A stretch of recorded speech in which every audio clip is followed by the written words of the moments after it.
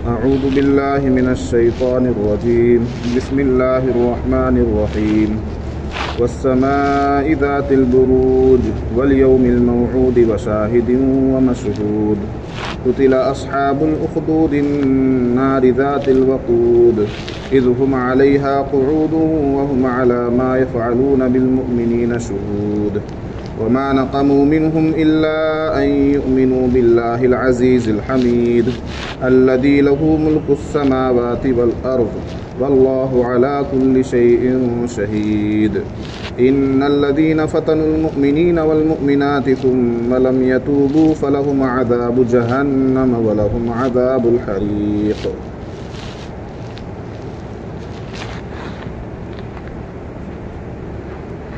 صدق اللہ العظیم. یہ سورۃ البروج کی شروع کی 10 آیتیں ہیں. یہ پوری سورت 22 آیتوں پر مشتمل ہے. آج 10 آیتوں کی تفسیر سمجھیں گے، جانیں گے اور پڑھیں گے. ان 10 آیتوں میں اللہ تبارک و تعالی نے چند قسمیں کھا کر اصحاب الاخدود خندق والوں کا قصہ بیان کیا ہے. خندق والے کون لوگ ہیں یہ بھی پتہ چلے گا. اس کے بعد اللہ تبارک و تعالی نے اپنی قدرت کاملہ کا ذکر کیا ہے کہ آسمانوں اور زمین کا مالک اللہ ہی ہے اور اللہ ہر جگہ کی خبر رکھنے والا ہے، وہ ہر چیز کا گواہ ہے، شہید. اور پھر ان 10 آیتوں کے بعد ان 10 آیتوں میں آخر میں اصحاب الاخدود یعنی خندق میں جن لوگوں نے، جن ظالموں نے مسلمانوں کو، ایمان والوں کو جلا دیا تھا، ان کا کیا حشر ہوگا، ان کے لیے جہنم کی کیسی آگ ہے اور کیسا عذاب ہے، اس کا ذکر فرمانے کے بعد ایمان والوں کی آرائش اور آسائش اور ان کی نعمتوں کا ذکر کیا ہے کہ ایمان والوں کو کیسی نعمتیں نصیب ہوں گی اور ان کو کیسی کامیابی ملے گی. تو دیکھیے اللہ تعالیٰ فرماتا ہے بسم اللہ الرحمن الرحیم، شروع اللہ کے نام سے جو بڑا مہربان نہایت رحم کرنے والا ہے. والسماء ذات البروج، قسم ہے آسمان کی جو برجوں والا ہے. برج کی جمع بروج ہے اور برج کہتے ہیں کسی محل کو، کسی قلعے کو. اور بعض مفسرین نے بروج سے مراد ستارے لیے ہیں. جس طرح سے آسمان پر ستارے نظر آتے ہیں وہ ستاروں والا آسمان، قسم ہے ستاروں والے آسمان کی. اور یہ ہمیں معلوم ہے کہ ایک ایک ستارے کی حیثیت اور اس کی کمیت اور کیفیت کیا ہے. ایک ایک ستارہ دنیا سے بدرجہ بڑا ہے. ستارے کا ایک ٹکڑا بھی اگر زمین پر پڑ جائے، گر جائے تو یہ ساری زمین ہلاک و برباد ہو جائے گی. تو اتنے بڑے بڑے ستارے ہیں تو ظاہر سی بات ہے کہ ایک ستارہ اس کے سامنے کوئی محل یا کوئی قلعہ کیا لگے گا. تو قلعے سے بھی اور محلات سے بھی زیادہ اہمیت کے حامل ہیں آسمان پر جو چھوٹے چھوٹے ٹمٹماتے ستارے ہم کو نظر آ رہے ہیں. حقیقت میں وہ اس دنیا سے 10 گنا بڑے ہیں. تو قسم ہے آسمان کی جو ستاروں والا ہے، ذات البروج جو برجوں والا ہے یعنی ستاروں والا ہے. والیوم الموعود، اور قسم ہے اس دن کی جس کا وعدہ کیا گیا ہے. الیوم الموعود وعدہ کیا گیا دن، اور اس سے بالاتفاق قیامت کا دن مراد ہے کہ قیامت کے دن کا وعدہ کیا گیا ہے. قیامت ضرور آئے گی، ہر حال میں آئے گی. یہ دنیا 1000 سال، 1 لاکھ سال، 1 کروڑ سال بھی اگر باقی رہے پھر بھی قیامت آ کر رہے گی. تو قیامت آنا یہ اٹل ہے، لیکن کب آئے گی اس بارے میں کوئی وضاحت اور کوئی تعین اسلام نہیں کرتا ہے. دین میں اور قرآن میں یا حدیث میں قیامت کا تعین نہیں ہے کہ وہ کس دن، کس مہینے اور کس سال آئے گی، کتنے سال بعد آئے گی، کتنے ہزار سال بعد آئے گی. اس کا کوئی تعین نہیں ہے. بس قیامت کا وعدہ کیا گیا ہے تو قیامت آئے گی اور ہر حال میں آ کر رہے گی، اور قیامت کے آنے پر ہر ایمان والے کا اسی طرح یقین ہونا چاہیے جس طرح اس کو کل آئندہ جو دن ہونے والا ہے اس کا یقین ہے۔ یقین ہے نا کہ رات جو آئی ہے اس کے بعد صبح ہوگی اور صبح کا سورج نکلے گا، اتنا ہی یقین اس کو قیامت کے آنے پر ہونا چاہیے۔ والیوم الموعود، اور قسم ہے اس دن کی جس کا وعدہ کیا گیا ہے، وشاہد ومشہود، اور قسم ہے حاضر ہونے والے کی اور حاضر کیے جانے والے کی۔ حاضر ہونے والا، اس سے بعض مفسرین جمعہ کا دن مراد لیتے ہیں، اور بعض کا کہنا یہ ہے کہ خود اللہ کی ذات ہے جو ہر جگہ حاضر ہے، حاضر و ناظر ہے۔ اور حاضر کیا جانے والا کون ہے؟ یہ تمام مخلوقات حاضر کی جانے والی ہے۔ کس کے پاس حاضر کی جائے گی؟ اللہ تبارک و تعالیٰ کے پاس قیامت کے دن۔ تو قسم ہے حاضر ہونے والے اور حاضر کیے جانے والے کی۔ قتل اصحاب الاخدود، ہلاک ہو گئے، اور بعض نے اس سے مراد لیا ہے قتل سے لعنا، یعنی ملعون ہو گئے، لعنت کر دی گئی ان لوگوں پر جو خندق والے ہیں۔ اصحاب الاخدود خندق والے ہیں، خندق والے ہلاک ہو گئے۔ النار ذات الوقود، وہ خندق والے کون تھے؟ ایسی آگ والے جو بھڑکائی گئی تھی۔ النار ذات الوقود، ایندھن والی آگ، ایندھن والی آگ اس خندق میں جلائی گئی تھی۔ خندق کے بارے میں بھی بتائیں گے۔ اذ ہم علیہا قعود، جب وہ لوگ اس پر بیٹھے ہوئے تھے، یعنی اس خندق کے کناروں پر بیٹھے ہوئے تھے۔ وہم علی ما یفعلون بالمؤمنین شہود، اور وہ لوگ گواہ تھے اس پر جو وہ کر رہے تھے مومنوں کے ساتھ۔ وہم علی ما یفعلون، اور وہ جو کچھ کر رہے تھے بالمؤمنین، مومنین کے ساتھ، شہود اس کے گواہ تھے، دیکھ رہے تھے اس کو۔ وما نقموا منہم، اور انہوں نے ان سے بدلہ نہیں لیا، یعنی ایمان والوں سے۔ اصحاب الاخدود نے، خندق والوں نے ایمان والوں سے بدلہ نہیں لیا سوائے اس کے ان یؤمنوا باللہ العزیز الحمید، کہ وہ ایمان لائے اللہ پر جو زبردست ہے اور قابل تعریف ہے۔ ایمان والوں سے کس چیز کا بدلہ لیا انہوں نے؟ ایمان والوں نے ان کی زمین نہیں دبائی تھی، ان کے مکانات پر قبضہ نہیں کیا تھا، ایمان والوں نے ان پر کوئی ظلم نہیں کیا تھا، ایمان والوں نے ان کا کچھ کھا نہیں رکھا تھا، ان کی کھیتی کا اور نقصان نہیں کیا تھا۔ صرف ان کا قصور یہ تھا کہ وہ ایمان والے تھے، وہ ایمان لے کر آ گئے تھے ایسے دور میں جب کہ بادشاہ سے لے کر رعایا تک ہر ایک مشرک تھا، ہر ایک بت پرست تھا، ہر ایک خدا کو بھولے ہوئے تھا۔ ایسے وقت میں کچھ لوگ ایمان لے کر آئے تو ان کو ایمان لانے کی سزا کیا ملی کہ خندق کھود کر اس میں آگ جلا کر اس میں ان لوگوں کو ڈال دیا گیا، ایمان والوں کو۔ تو وہی فرما رہے ہیں اللہ تبارک و تعالیٰ، وما نقموا منہم، کہ خندق والوں نے ایمان والوں سے بدلہ نہیں لیا سوائے اس کے کہ وہ ایمان لائے تھے اللہ پر، وہ اللہ جو زبردست ہے اور تمام تعریف والا ہے۔ الذی، وہ اللہ، لہو ملک السماوات والارض، جس کے پاس بادشاہت ہے آسمانوں کی اور زمین کی، تمام آسمانوں کی بادشاہت اور زمین کی بادشاہت اسی اللہ کے پاس ہے۔ واللہ علی کل شیء شہید، اور اللہ ہر چیز پر گواہ ہے، ہر چیز پر گواہ ہے۔ جیسے اور جگہوں پر آتا ہے ان اللہ علی کل شیء قدیر، اللہ تعالیٰ ہر چیز پر قادر ہے۔ اسی طرح شیء شہید، علی کل شیء شہید، ہر چیز پر گواہ ہے، اللہ تعالیٰ ہر چیز پر گواہ ہے۔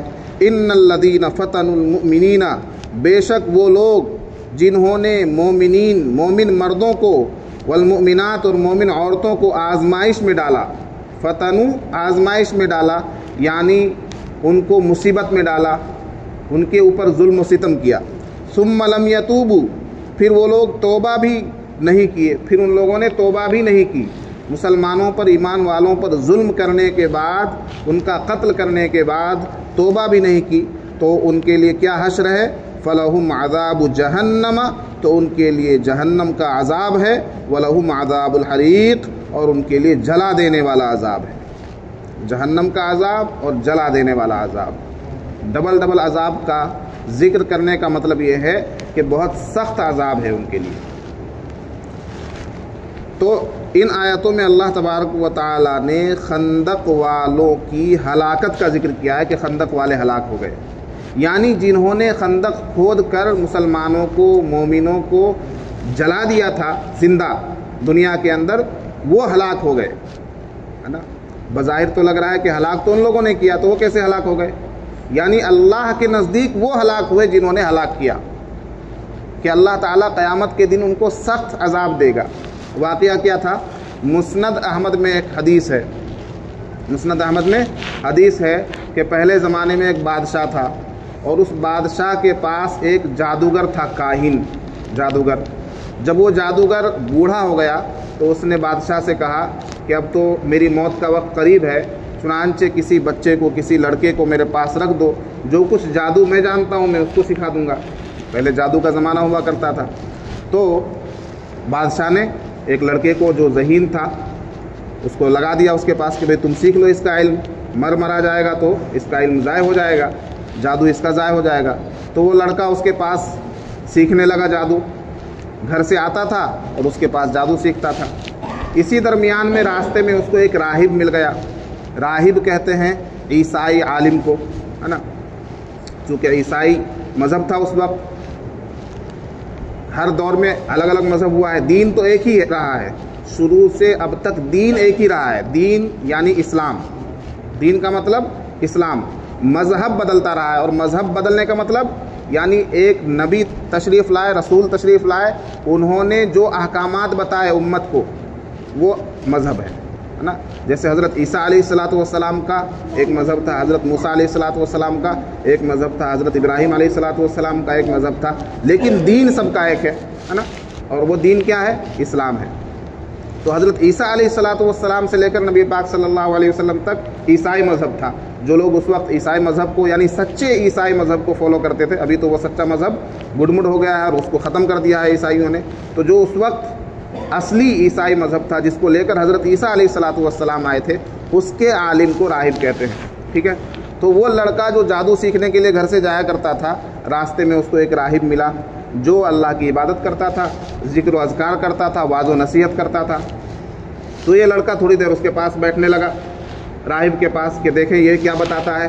تو اس لڑکے کو اس کی باتیں اچھی لگنے لگی، ظاہر سی بات ہے کہ حق بات کی طرف آدمی کھنچتا ہے، سچائی کی طرف آدمی کا دل جو ہے بیٹھتا ہے۔ تو وہ لڑکا اس راہب کے پاس بیٹھنے اٹھنے لگا، اس راہب کی باتیں اس کو پسند آنے لگی، چنانچہ اس نے وہ مذہب قبول کر لیا راہب کا۔ جادوگر کے پاس بھی جاتا تھا، اپنے گھر لوٹتا تھا، چونکہ راہب کے پاس جب وہ بیٹھنے لگا تو اس کو جادوگر کے پاس جانے میں بھی ٹائم لگ جاتا تھا، اور گھر آتا تھا اس میں بھی جو ہے اس کو وقت لگ جاتا تھا۔ تو گھر والے بھی اس کو پیٹتے تھے کہ کہاں تھا اتنے دیر، اور جب جادوگر کے پاس جاتا تھا تو جادوگر بھی اس کو لان تان کرتا تھا کہ اتنی دیر کہاں تھے تم۔ اس نے یہ بات راہب کو بتائی کہ میں راستے میں جب آپ کے پاس رکتا ہوں اور آپ سے واعظ و نصیحت سنتا ہوں، دین اسلام کی بات سنتا ہوں، تو مجھے وقت لگ جاتا ہے، میرے گھر والے بھی مجھے پیٹتے ہیں اور جادوگر بھی الٹا سیدھا کہتا ہے۔ تو اس راہب نے ایک حیلہ بتایا، ایک تدبیر بتائی کہ ایسا کرنا، تم جادوگر کے پاس جس وقت جاؤ گے تو کہہ دینا گھر سے مجھے لیٹ بھیجا گیا ہے، گھر میں وقت لگ گیا، اور جب تم واپس گھر جاؤ گے تو کہہ دینا جادوگر نے روک لیا تھا، اس طرح سے مجھے دیر ہو گئی۔ بہرحال اس نے یہی حیلہ اپنایا۔ ایک دن کیا ہوا کہ جب وہ لڑکا جا رہا تھا راستے سے، تو راستے کے درمیان میں ایک بہت بڑا جانور، ہیبت ناک، خوفناک جانور، جیسے شیر ہوتا ہے، جانور کا نام تو نہیں ہے لیکن ایک ہیبت ناک جانور بیٹھا ہوا تھا راستے میں، اور اس نے تمام آنے جانے والوں کا راستہ روک رکھا تھا، ادھر والے ادھر، ادھر والے ادھر، اور سب لوگ پریشان کہ جائیں کیسے۔ اس کے قریب جانے کے لیے کوئی تیار نہیں کہ کھا جائے گا، پھاڑ ڈالے گا، چیر ڈالے گا۔ تو وہ لڑکا بھی اس راستے سے جایا کرتا تھا، اس نے دیکھا کہ جانور نے سب کا راستہ روک رکھا ہے، تو اس نے کہا کہ آج میں اپنے راہب کے دین کو آزماتا ہوں کہ راہب جو بات بتاتا ہے وہ باتیں سچی ہے یا جادوگر جو بات بتاتا ہے وہ سچی ہے۔ تو اس نے ایک پتھر لیا اور یہ کہہ کر اس جانور کو مارا کہ اے راہب کے مالک، اے میرے پروردگار، اے میرے رب، اگر راہب کا دین سچا ہے، اگر راہب کا دین سچا ہے اور جادوگر جو کچھ کہتا ہے وہ جھوٹا ہے، تو میرے اس پتھر میں وہ تاثیر دے دے کہ یہ جانور کو لگتے ہی وہ جانور مر جائے۔ اس نے یہ کہہ کر جانور کو مارا پتھر سے، تو وہ جانور مر گیا، اسی پتھر سے مر گیا وہ۔ لوگوں کے لیے آنے جانے میں آسانی ہو گئی، راستہ کھل گیا لوگوں کے لیے۔ اب اس لڑکے کی بہت آؤ بھگت ہونے لگی، ہے کہ نہیں؟ اس لڑکے کی آؤ بھگت ہونے لگی، لوگوں میں یہ بات خوب پھیل گئی کہ بھئی ایک لڑکا ہے، اس نے ایک کارنامہ انجام دیا ہے، یہ تو بہت بڑا کارنامہ ہوا نا۔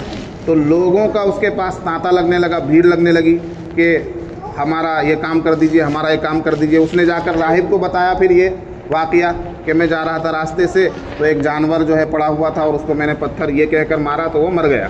راہب نے کہا بھئی تمہارا مقام تو مجھ سے بھی زیادہ بلند ہو گیا، یعنی تم اللہ سے مجھ سے زیادہ قریب ہو گئے، تمہارے اندر جو اللہ تمہارے پاس جو اللہ کا قرب ہے وہ مجھ سے زیادہ ہے، تم کافی علم والے ہو گئے۔ تو اس لڑکے کے پاس جب لوگوں کی بھیڑ لگنے لگی تو بادشاہ کے پاس ایک وزیر تھا، جو بادشاہ کافر تھا، ظالم تھا، اس بادشاہ کے پاس ایک وزیر تھا جو نابینا تھا، اندھا تھا۔ اس وزیر کو بھی خبر ملی کہ ایک کوئی لڑکا ہے، اس کے پاس لوگ علاج کے لیے جاتے ہیں، اور سننے میں آیا ہے کہ وہ بیماروں کے لیے دعا کرتا ہے تو بیمار شفا یاب ہو جاتے ہیں، اور وہ اندھوں کو، نابیناؤں کو بھی اگر دعا کرتا ہے تو اس کی آنکھیں لوٹ آتی ہیں۔ تو وزیر نے کہا کہ ہم کو بھی جانا چاہیے۔ وزیر بھی پہنچا اس کے پاس، اور وزیر نے کہا کہ سننے میں آیا ہے کہ تم اندھوں کو آنکھ دے دیتے ہو، نابیناؤں کی آنکھوں کی روشنی لوٹا دیتے ہو۔ لڑکے نے کہا نہیں، یہ تم غلط کہہ رہے ہو، میں کچھ نہیں کرتا اپنے سے، میرا رب کرتا ہے، میں تو صرف دعا کرتا ہوں، کرنے والی ذات صرف ایک اللہ وحدہ لا شریک لہ کی ہے، اس سے میں دعا کرتا ہوں تو لوگوں کے کام بن جاتے ہیں۔ تو کہا کہ میری بھی آنکھ کے لیے دعا کر دو کہ میں ایک شرط پر دعا کر سکتا ہوں، اگر تم میرے رب پر ایمان لے آؤ، اللہ تعالیٰ پر ایمان لے آؤ۔ کہ ٹھیک ہے، میری آنکھیں اگر آ گئی تو میں ایمان لے آؤں گا۔ اب آنکھ سے بڑی دولت کیا ہوگی؟ اس نے اللہ تعالیٰ سے دعا کی، اور دعا کرنے کے بعد اس کی آنکھوں کی بینائی واپس آ گئی، آنکھوں کی روشنی واپس آ گئی وزیر کی۔ وزیر پھر سے بادشاہ کے دربار میں گیا اور کام کرنے لگا۔ بادشاہ نے کہا بھئی پہلے سے زیادہ پھرتی اس میں کیسے آ گئی؟ معلوم ہوا کہ سب کچھ تو دیکھ رہا ہے یہ۔ کہا بھئی آنکھیں کیسی آ گئی تمہارے پاس؟ کہا پھر اس نے پورا واقعہ بتایا کہ وہ ایک لڑکا ہے، اس کے پاس لوگ جاتے ہیں، میں بھی اس کے پاس گیا تھا۔ ہاں، اس نے جواب دیا وزیر نے کہ میرے رب نے میری آنکھ لوٹا دی، کیونکہ وہ ایمان لایا تھا، مومن ہو گیا تھا، کہ میرے رب نے میری آنکھ لوٹا دی۔ تو بادشاہ کہتا اچھا میں نے لوٹا دی تیری آنکھ۔ بادشاہ تو اپنے آپ کو رب سمجھا کرتے تھے، خدا سمجھا کرتے تھے، کہ اچھا میں نے لوٹا دی، کہ نہیں آپ نے نہیں، میرا جو رب ہے اور جو آپ کا رب ہے اس نے میری آنکھیں لوٹائی ہے۔ کہ اچھا میرا بھی کوئی رب ہے؟ کہاں جو میرا رب ہے وہی آپ کا رب ہے، سارے جہان کا رب وہی ہے۔ کہ کس نے بتائی تجھے یہ باتیں؟ کہ ایک لڑکا ہے، اس نے مجھے اس طرح سے تعلیم دی ہے اور میں اس کے دین پر ایمان لے کر آ گیا ہوں، میری آنکھ کی روشنی آ گئی ہے۔ کہا کہ اس کو پکڑ کر لایا جائے۔ اس لڑکے کو لایا گیا۔ بادشاہ نے کہا کہ تو نے ایسا ایسا پڑھایا ہے؟ کہا کہ کیسے تجھے یہ معلوم ہوا؟ بہت پیٹا گیا، ظلم کیا گیا۔ تو اس نے اس راہب کا پتہ بتا دیا، ہے کہ نہیں، جس راہب کے پاس اس نے دین قبول کیا تھا، اسلام قبول کیا تھا۔ بادشاہ نے کہا اس راہب کو پکڑ کر لایا جائے۔ جب اس راہب کو لایا گیا، یعنی عالم کو لایا گیا، تو بادشاہ نے کہا کہ تم اپنے دین سے پھر جاؤ، تم اپنے دین سے پھر جاؤ ورنہ تمہیں بہت سخت سزا ملے گی۔ راہب نے کہا میں تو اپنے دین سے نہیں پھروں گا، میں تو اپنے دین پر مستحکم ہوں۔ تو بادشاہ نے اس کے چہرے کو 2 ٹکڑوں میں کٹوا دیا، اس راہب کے چہرے کو، اس کے منہ کو 2 ٹکڑوں میں آرے سے کٹوا دیا، اور اس کا جو وزیر تھا اس وزیر کو بھی اس نے ہلاک کر دیا، قتل کروا دیا۔ اور پھر یہ جو لڑکا بچا، جس لڑکے کا شہرہ عام ہو گیا تھا، بہت مشہور ہو گیا تھا، تو بادشاہ نے اپنے وزیروں کو اور اپنے یعنی فوجیوں کو حکم دیا کہ اس لڑکے کو لے کر جاؤ اور کسی بلند پہاڑی پر، پہاڑ کی بالکل چوٹی پر لے کر جانا، اور اوپر سے ایک بار اس سے پوچھنا کہ کیا تم دین اسلام سے پھرتے ہو؟ کیا تم دین اسلام سے پھرتے ہو؟ ایمان سے واپس آ جاؤ یا پھر تمہیں ہم لوگ یہاں سے گرا دیں گے۔ اگر اس نے ایمان کو چھوڑ دیا تو اس کو کیا کر دینا وہاں سے۔ ले कर आ जाना वापस, और अगर जिस दीन पर ये कायम है उस दीन को इसने नहीं छोड़ा तो पहाड़ की चोटी से इसको गिरा देना। ठीक है, बादशाह ने ये कहकर फौजियों के साथ उसको भेज दिया। बादशाह के फौजी लेकर उसको पहाड़ की चोटी पर चढ़े और वहाँ चढ़कर उन लोगों ने इससे कहा कि देखो अब तुम्हारी मौत का वक्त करीब है, तुम अपने दीन से फिरते हो या नहीं। तो उस लड़के ने दुआ की, अल्लाहुम्मा इकफीनी, ए अल्लाह मुझे इन लोगों से, अल्लाहुम्मा इकफीनीहिम बिमा शिअता, ए अल्लाह मुझे इन लोगों से नजात दे दे जिस तरह से भी तू नजात देना चाहे। तो अल्लाह ताला ने पहाड़ को हुक्म दिया, वो पहाड़ हिलने लगा, पहाड़ की चोटी वो हिलने लगी, और जो लोग इसको लेकर गए थे लड़के को, वही लोग पहाड़ से गिरकर मर गए, ये महफूज रह गया। ये लड़का वहाँ से बचकर आ गया और आया फिर वापस बादशाह के पास, क्योंकि सच्चा था ना। वापस फिर बादशाह के पास आया, कहा कि देखो जिन लोगों के साथ तुमने मुझे भेजा था मुझे हलाक करने के लिए, अल्लाह ताला ने उन्हें ही हलाक कर दिया। कहा कि अच्छा। फिर फौजियों का एक लश्कर बुलाया और कहा कि इसको लेकर अब नाव में, कश्ती में लेकर जाओ और समुंदर के बीचों बीच ले जाकर इसको पानी में डुबो देना। फिर वो दूसरा लश्कर इसको लेकर पानी में गया इस लड़के को, और बीचों बीच जैसे पहुंचा, लड़के ने फिर वही दुआ कर दी अल्लाह ताला से कि ऐ अल्लाह तू जिस तरह चाहे मुझे इन लोगों से नजात अता फरमा दे। चुनांचे ऐसा तूफान आया कि वो कश्ती हिलने लगी, जितने सिपाही थे जो उसको ले जाने वाले वो तमाम सिपाही गरकाब हो गए, डूब गए पानी में, और ये लड़का फिर वापस आ गया कश्ती से फिर बादशाह के पास। बादशाह हैरान है, परेशान है कि मैं इसके मारने की, इसके कत्ल करने की हर तदबीर कर रहा हूँ और वो फेल हो जा रही है। तो लड़के ने फिर जवाब दिया कि अरे बादशाह मैं इस तरह नहीं मरूंगा, अगर तुझे वाकई मुझे मारना है तो मैं जो अपने मारने की तदबीर बताऊंगा उस पर अमल कर तो मेरी मौत आ जाएगी। क्या अच्छा बता क्या करना होगा तुझे मारने के लिए? कि एक मैदान में तमाम लोगों को जमा कीजिए। आप क्या कीजिए? एक बहुत बड़े मैदान में तमाम लोगों को जमा कीजिए और मेरे तरकश से, मेरे कमान से तीर निकाल कर ये पढ़कर मेरे ऊपर चलाइए। क्या पढ़कर? बिस्मिल्लाहि रब्बि हाज़ल गुलाम, उस रब के नाम से जो इस लड़के का परवरदिगार है। बिस्मिल्लाहि, उस अल्लाह के नाम से, रब्बि हाज़ल गुलाम, जो इस लड़के का परवरदिगार है। शुरू करता हूँ। इस तरह से पढ़कर अगर आप तीर चलाएंगे, वो भी मेरे तरकश का तीर, तो मैं मर जाऊंगा। बादशाह ने ऐसा ही किया, तमाम शहर के लोगों को जमा कर दिया एक मैदान में और इसको जो है एक पेड़ से लटका दिया। पेड़ से लटकाने के बाद इसके तरकश से तीर निकालकर ये पढ़कर बादशाह ने चलवाया जो उसने बताया था, बिस्मिल्लाहि रब्बि हाज़ल गुलाम। ये पढ़कर तीर चलवाया तो तीर जाकर उसकी कनपटी पर लगा और उसने एक हाथ रखा अपनी कनपटी पर और मर गया, शहीद हो गया। वो लड़का क्या हो गया? शहीद हो गया। यानी शहादत का दर्जा मिला ना, ईमान वाला था, अल्लाह का बहुत ज़्यादा महबूब था, तो शहीद हो गया वो लड़का। अब जो मैदान में उसने इतने लोगों को जमा किया था, आप क्या हम क्या समझ रहे हैं कि उसने अपनी मौत का इंतज़ाम खुद कर लिया? नहीं नहीं, उसने उस पूरी कौम को अपनी मौत के ज़रिए दावत दे दी, ईमान की, तौहीद की दावत दे दी उसने। उस लड़के ने, कोई और सूरत नहीं थी लोगों को दावत देने की। अब वो जितने लोग जमा हुए थे पहले से ही उसके मुअतक़िद थे कि भाई इसके पास बीमार जाते हैं सही हो जाते हैं, नाबीना जाते हैं ठीक हो जाते हैं, पहले से तो मुअतक़िद थे ही।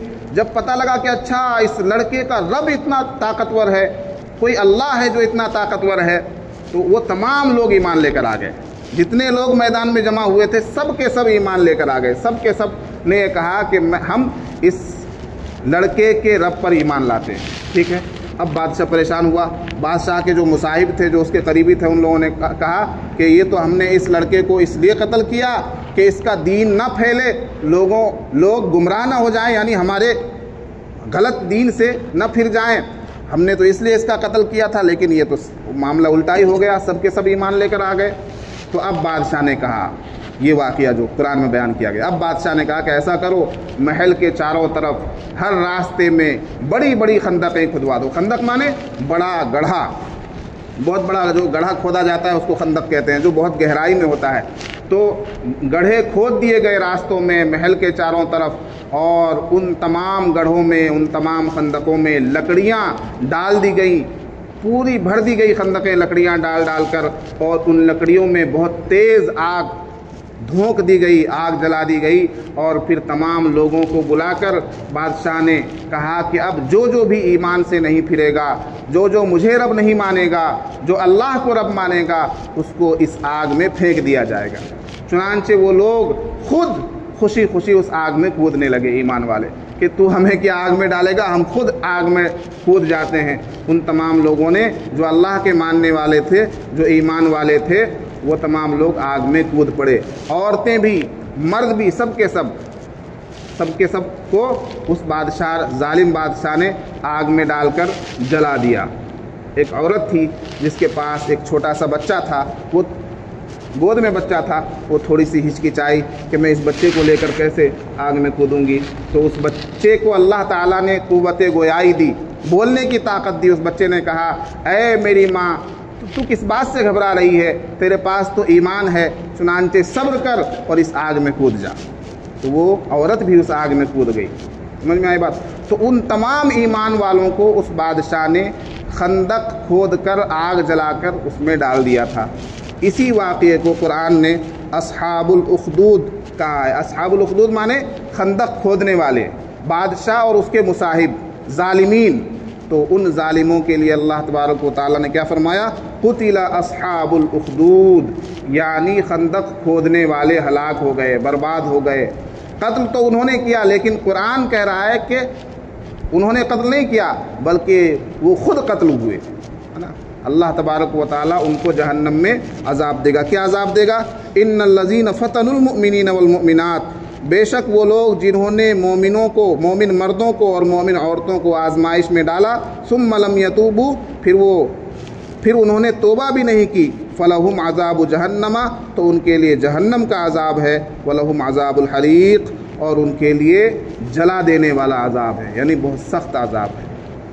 تو یہ ایک پہلے پرانے زمانے کا واقعہ ہے جس میں ایمان والوں کو اتنی بھیانک سزا دی گئی۔ آج کیا بعید ہے کہ آج اگر ہم لوگ ایک کمزور ایمان والے ہیں، ہمارے ایمان کی خبر تو ہمیں ہی ہے کہ کس طرح کا ایمان ہے ہمارے پاس، کتنا مضبوط ایمان ہے، تو کیا بعید ہے کہ ہمیں چھوٹی چھوٹی مصیبتوں میں ڈالا جائے، ہمارے گھروں کو چھیننے کی کوشش کی جائے، ہمارے سر کے اوپر سے چھت چھیننے کی کوشش کی جائے، ہمیں چند جملے کہنے پر مارا اور پیٹا جائے۔ یہ کوئی بڑی سزا ہے کیا؟ اس سزا کے مقابلے میں کچھ سزا نہیں ہے۔ اور ان کامل ایمان والوں کو جب اتنی بڑی سزا دی گئی، تو ہم کمزور ایمان والوں کو دنیا میں اگر کچھ ستایا جا رہا ہے، پریشان کیا جا رہا ہے حکومتوں کے ذریعے یا دشمنان اسلام کے ذریعے، تو اس پر ہمیں گھبرانا نہیں چاہیے، اس لیے کہ اللہ تعالیٰ کے لیے، ہمارے لیے، اللہ تعالیٰ کے پاس ہمارے لیے بہت بڑا انعام و اکرام ہے، اور وہ انعام و اکرام جنت کی شکل میں ملے گا انشاءاللہ۔ ٹھیک ہے، ایمان والوں کے لیے دنیا نہیں ہے، ایمان والوں کے لیے کیا ہے؟ آخرت ہے۔ اللہ تعالیٰ ہمیں آخرت کی فلاح و بہبود عطا فرمائے۔ سبحان اللہ بحمدہ، سبحانک اللہم وبحمدک، ونشہد ان لا الہ الا انت، نستغفرک ونتوب الیک۔ سبحان ربک رب العزۃ عما یصفون، وسلام علی المرسلین، والحمد للہ رب العالمین۔